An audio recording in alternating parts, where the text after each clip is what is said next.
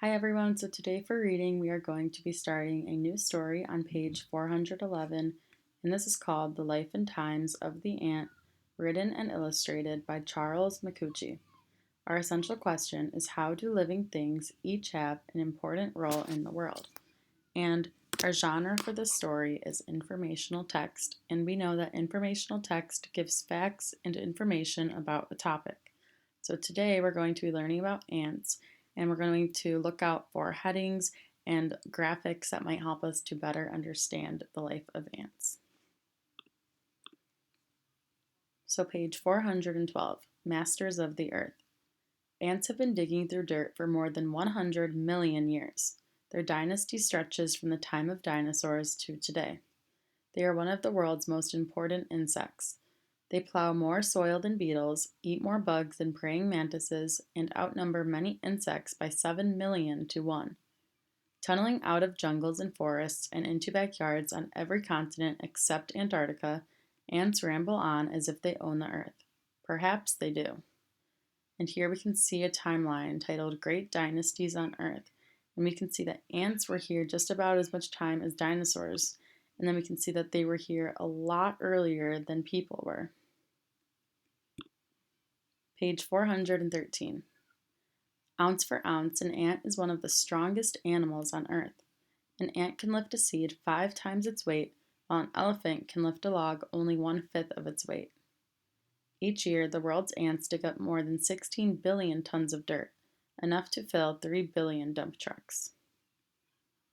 Ants are frequently compared with people because they live in social communities and work together to solve their problems. Page 414, Inside an Anthill. Most ants build their homes underground. Ants dig by scooping dirt with their mandibles, their jaws. As they chew the dirt, it mixes with their saliva to form little bricks. They then pack the little bricks together to reinforce the tunnels. Finally, the ants carry the excess dirt outside with their mandibles, and it gradually forms an anthill. Beneath the anthill lies the ant nest. Small nests have only one chamber just inches below the surface, while large nests may have thousands of chambers and may be as deep as 20 feet. All nests provide shelter from the weather and a safe environment for the queen ant to lay eggs. So an anthill absorbs the sun's rays and transfers the heat down into the nest. An anthill can be 10 degrees warmer than the surrounding area. Ants often nest beneath a rock or log, which protects the nest and traps moisture in the dirt. Ants require moisture so that their bodies do not dry out. Ants dig their nests deep enough to reach damp dirt. As air dries out the nest, they dig a new tunnel into the damp dirt. Page 415. So here we can actually see a diagram of the inside of the anthill. So if you look up here, as ants bring up dirt, they recycle nutrients that help plants grow. In the daytime, workers move eggs into the upper chambers, which are heated by the sun. And here we can see the day nursery. Here we can see queen laying eggs.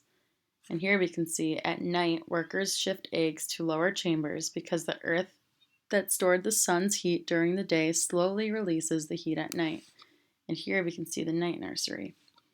And if we look on this side, we can see the floor of an ant chamber slants down so water can drain off. The roof is curved to trap heat. And down here we can see the food storage. Page 416, A Life of Work.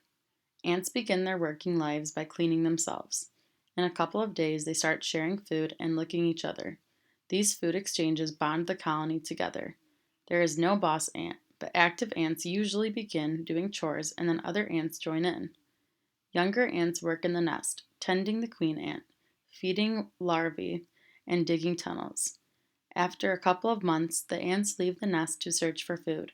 There is no retirement. Worn out or battle scarred, ants work until they die. So down here we can see the queen tender. So young ants help the queen deliver her eggs by grabbing the eggs with their mandibles. Here we can see the nurse ant. Ants lick larvae so they do not dry out and feed them so they grow. 17. Foragers. The oldest ants search for food. Most foragers search within 50 feet of the nest, but if food is scarce, they may travel thousands of feet. Guard. When ants first leave the nest, they stand near the entrance, blocking stray ants from entering. The tunnel digger. As the population grows, ants dig more tunnels for the increased traffic and new chambers to store the eggs and larvae.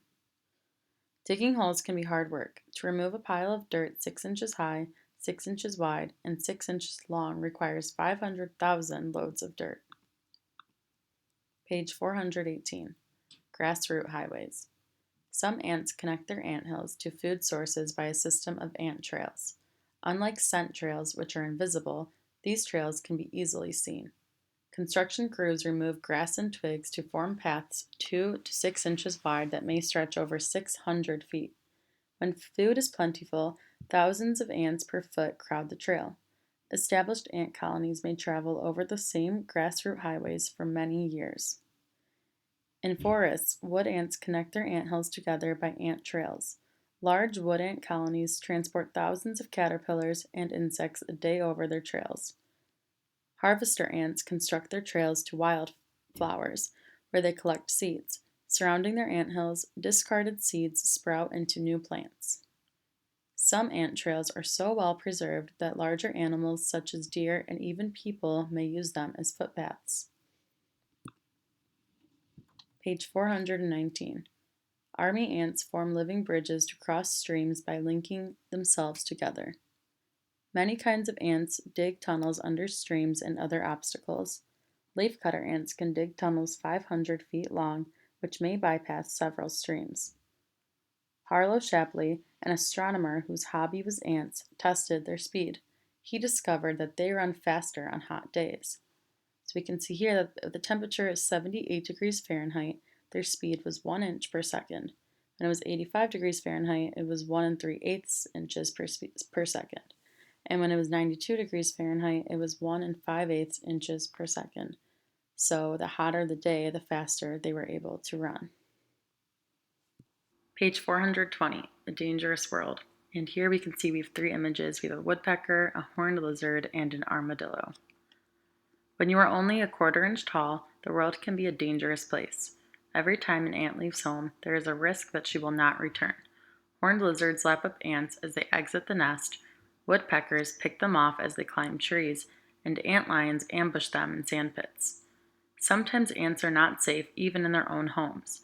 Armadillos feast on burrowing ants, as does the biggest homewrecker of all, the giant anteater of Central and South America. 7 feet long and weighing as much as 70 pounds, a giant anteater can tear open an ant nest in minutes and devour 20,000 ants in one meal. Sand trap of no return. The antlion digs a circular sand pit and waits at the bottom. When an ant looks into the pit, the antlion tosses sand into the air to trip up the ant. The ant stumbles into the pit, and the antlion grabs it with its large pincers. Page 421, The Giant Anteater. The giant anteater is a slow, nearsighted, toothless animal that has escaped extinction for only one reason. It specializes in eating ants and termites. Thick bristles of hair protect the body from insect stings. The stomach wall absorbs ant stings and has special muscles that crush ants so they can be digested. 4-inch claws can dig through hard dirt or tree trunks. A 3-foot-long tail with 15-inch hair sweeps up escaping ants. The long snout drives deep into the nest. Anteaters use their strong sense of smell to locate ants. The mouth opens only a 1/4 inch, about the width of a pencil, and the worm-like tongue stretches 19 inches beyond the mouth. The tongue is coated with gluey saliva, which causes ants to stick to it. Page 422. How ants recycle leaves. Leafcutter ants harvest leaves and take them to the nest. In the process, they thin jungle overgrowth and return mulch from the crushed leaves to the soil. Using her mandibles, like a saw, a foraging leafcutter cuts part of a leaf from a tree. Marching home in long columns, thousands of foragers carry leaves over their heads. Below ground, millions of ants work like a factory processing the leaves. Workers chop the leaves. Smaller ants smash the leaf bits into damp paste. When the leaf paste can no longer grow fungus, it is pushed into deep dump chambers. As it decomposes, nutrients are released into the soil, which helps plants grow. Soon, a fungus grows on the paste. Then garden ants, tinier than the foragers' heads, harvest the fungus, which all of the ants eat as food.